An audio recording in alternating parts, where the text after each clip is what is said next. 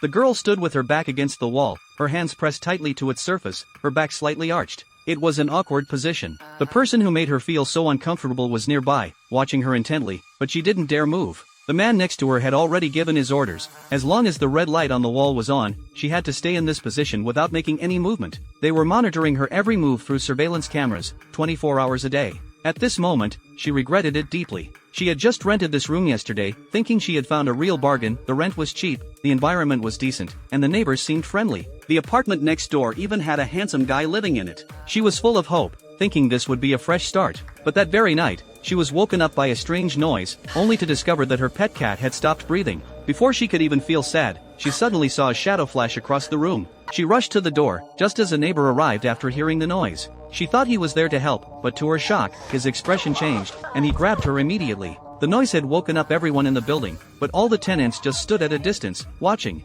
No one stepped forward to help. They simply watched as she was forcefully dragged back into her room. When she woke up again, she found herself dressed in what looked like a prison uniform, in the condition she was now. The red light on the wall blinked on and off repeatedly, and she lost track of how much time had passed. Her mind became increasingly dazed, and her body uncontrollably shook. Every time she felt like she couldn't hold on anymore and was about to collapse, the loudspeakers in the room would suddenly blare a sharp, piercing sound, forcing her to wake up again. After enduring this relentless torture, she finally ran out of strength and collapsed to the floor. The old man and the man who had been standing by immediately walked in. The girl begged them to let her go, but there was no sign of compassion in their eyes. The man grabbed a box from the side and opened it. Inside, it seemed to contain something unsettling.